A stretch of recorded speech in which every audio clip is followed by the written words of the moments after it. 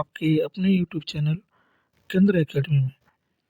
यदि चैनल पर पहली बार विजिट कर रहे हैं तो चैनल को सब्सक्राइब करें, दोस्तों को शेयर करें फ्रेंड्स। यह वीडियो आपके लिए बहुत ही इम्पोर्टेंट है क्योंकि बीपीएससी टीआरई 4 में ऐसे ही प्रश्न पूछे जाएंगे जो बीपीएससी टीआरई 1, टीआरई 2 और टीआरई 3 में के साथ साथ री एग्ज़ाम में जो प्रश्न पूछा गया है उन प्रश्नों को हम लोग लगातार लेके चल रहे हैं। यदि आपने पिछली वीडियो नहीं देखा होगा तो जाके देख सकते हैं, यूट्यूब पर मौजूद है। ठीक है फ्रेंड्स, तो वीडियो को स्किप मत करिएगा फ्रेंड्स, और हम लोग बिना सेशन को देर किए हुए स्टार्ट करते हैं। चलिए देखिए, पहला प्रश्न लिखा है फ्रेंड्स कि निम्नलिखित में से कौन सा मल्चिंग शब्द की व्याख्या करता है।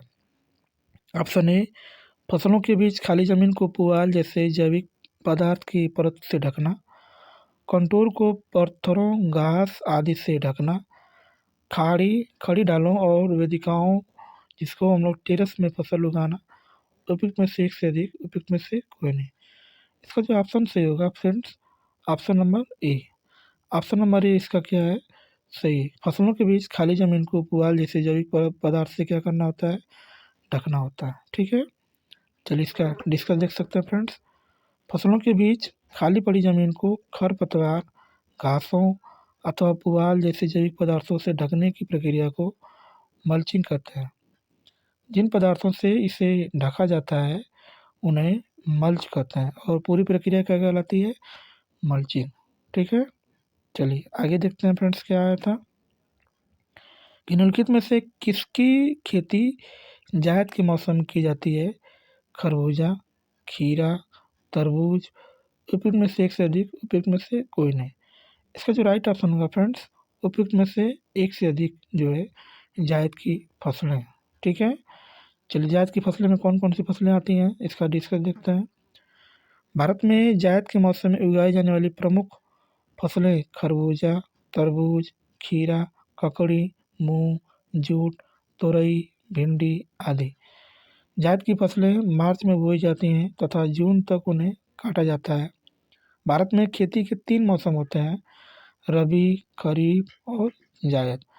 रबी की फसलों को शीत ऋतु में अक्टूबर से दिसंबर के बीच बोया जाता है तथा ग्रीष्म ऋतु के आरंभ में अप्रैल से जून के मध्य काटा जाता है। इस मौसम की प्रमुख फसलें गेहूँ, जौ, मटर, चना आदि। खरीफ की फसलें जून जुलाई में मानसून के आगमन के साथ बोई जाती हैं तथा अक्टूबर नवंबर में शीत ऋतु के आगमन के साथ इसको क्या करते हैं हम लोग, पुनः जो है क्या करते हैं, काट लेते हैं तथा अक्टूबर नवंबर में शीत ऋतु के आगमन के साथ काटी जाती है। इस मौसम की प्रमुख फसलें चावल, कपास, जूट, ज्वार, बाजरा आदि। ठीक है, चलिए आगे देखते हैं फ्रेंड्स कौन सा उत्तर प्रश्न आया था फ्रेंड्स। इसमें लिखा है फ्रेंड्स कि भारत में शुष्क बिंदु बस्ती कहलाती मिलती है। शुष्क बिंदु बस्ती कहाँ पे मिलती है, बीकानेर में, बाढ़ क्षेत्रों में, अरावली क्षेत्रों में, उपयुक्त में से एक से अधिक, उपयुक्त में से कोई नहीं। ठीक है, इसका जो राइट ऑप्शन होगा फ्रेंड्स, बाढ़ क्षेत्रों में जो है शुष्क बिंदु मिलता है। नदी बेसिन के निम्न भाग में बस्तियां नदी वेदिकाओं और तटबंधों पर बसाई जाती हैं क्योंकि ये भाग शुष्क बिंदु होते हैं। उष्णकटिबंधीय देशों के दलदली क्षेत्रों के निकट लोग अपने मकान स्तंभों पर बनाते हैं जिससे कि बाढ़ एवं कीड़े मकोड़े से बचा जा सके। इसलिए ऐसी वस्तुओं को शुष्क बिंदु वस्तु कहते हैं। ठीक है, आगे आगे लिखा है फ्रेंड्स कि जीवाश्मों के आधार पर मानव का उत्पत्ति केंद्र है। ऑप्शन ए अफ्रीका की रिफ्ट घाटी, ऑप्शन बी मध्य Asia, option C Jerusalem, option C D उपयुक्त में से एक से अधिक, ऑप्शन ए उपयुक्त में से कोई नहीं। तो मानव की उत्पत्ति का जो केंद्र है उसको हम लोग बोलते हैं अफ्रीका की घाटी। ऑप्शन नंबर ए जो है उसका राइट ऑप्शन है। ठीक है, जीवाश्मों के आधार पर मानव का उत्पत्ति केंद्र अफ्रीका महाद्वीप है। अफ्रीका महाद्वीप में मानव प्रजाति की उत्पत्ति मध्य प्लीस्टोसीन युग में के अंत में अनुमानित की गई है, जो कि हार्टू प्रथम, यमदूती और ओमोकिबिस प्रथम और लेवेंटाइन जैसे जीवाश्मों के अध्ययन पर आधारित है, जिन्हें अफ्रीका महाद्वीप में सकूल और कब्जे नामक स्थानों से प्राप्त किया गया था। ठीक है, चलिए आगे। आगे लिखा है फ्रेंड्स कि दो समुदायों के मध्य सांस्कृतिक संपर्क कहलाता है एनकल्चरेशन, एकल्चरेशन, कल्चरल रिल्स। उपयुक्त में से एक से अधिक, उपयुक्त में से कोई नहीं। इसका जो राइट ऑप्शन होगा फ्रेंड्स, एक कल्चरेशन जो कहते हैं, जब दो समुदाय के मध्य जो सांस्कृतिक संपर्क होता है उसको एक कल्चरेशन बोलता है। ठीक है, चलिए इसका डिस्कस देखिए फ्रेंड्स। दो समुदायों के मध्य सांस्कृतिक संपर्क को एक कल्चरेशन कहा जाता है।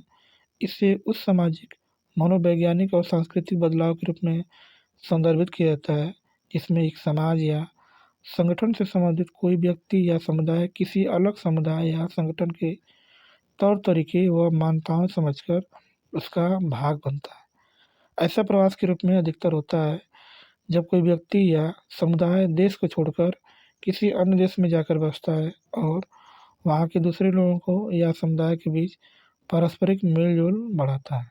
ठीक है, आगे।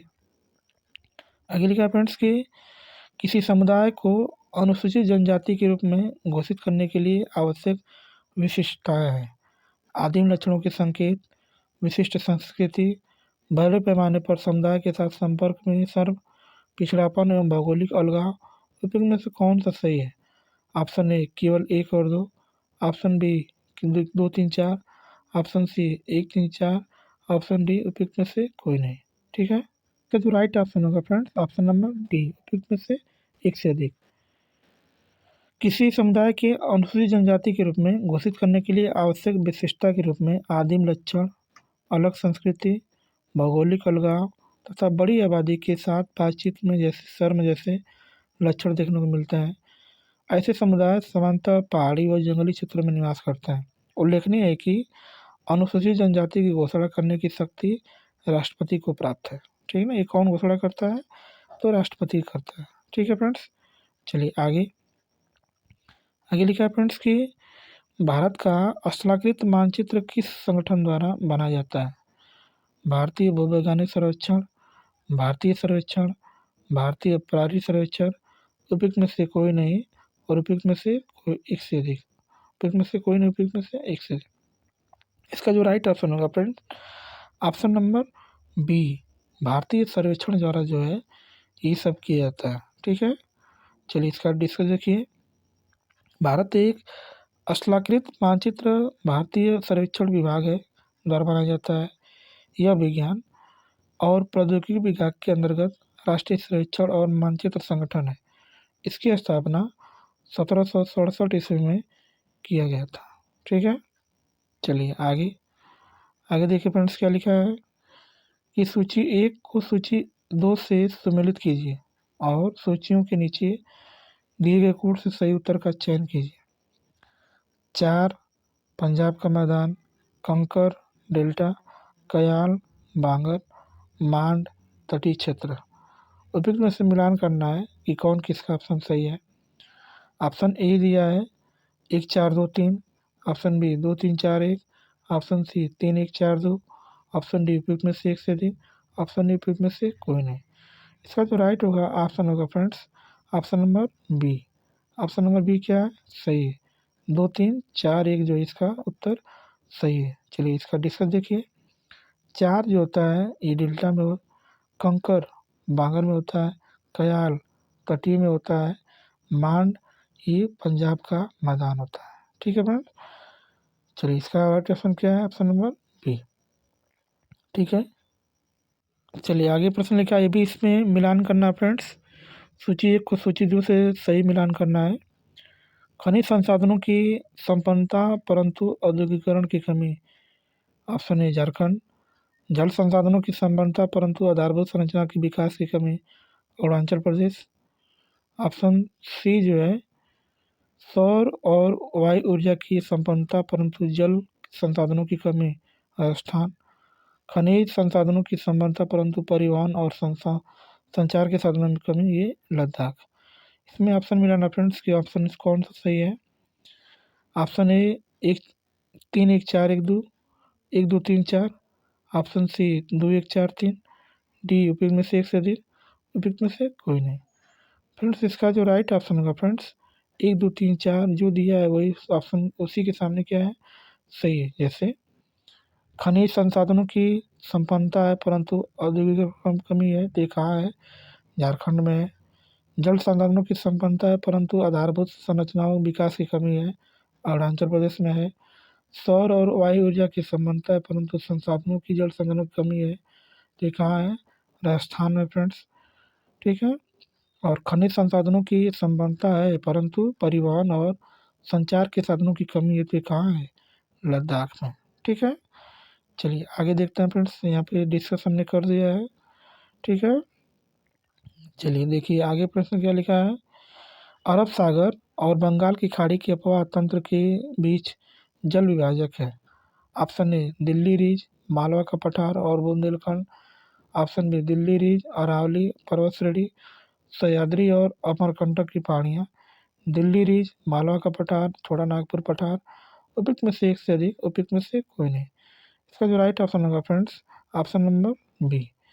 अरब सागर बंगाल की खाड़ी के अपवाह तंत्र के बीच जल विभाजक के रूप में दिल्ली रीज, अरावली पर्वत श्रेणी, सह्याद्री, अमरकंटक की पहाड़ी मौजूद है।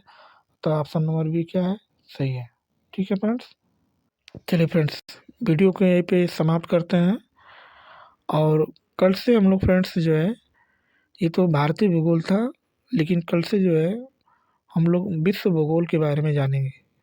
जो बीपीएससी TRE 1, TRE 2 और TRE 3 के साथ साथ री एग्जाम में जो प्रश्न पूछा गया है फ्रेंड्स, इसको कल की कक्षाओं में हम लोग डिस्कस करेंगे विश्व के भूगोल के बारे में। ठीक है। तो चैनल को सब्सक्राइब कर दीजिएगा और बेल आइकन को ज़रूर दबा दीजिएगा, ताकि विश्व का भूगोल जब वीडियो बने तो आपके यहाँ नोटिफिकेशन पहुँच जाए फ्रेंड्स। ठीक है। तो मिलते हैं नेक्स्ट क्लास में, और इस वीडियो को देखने के लिए बहुत बहुत धन्यवाद। Thank you so much. जय हिंद फ्रेंड्स। जय हिंद।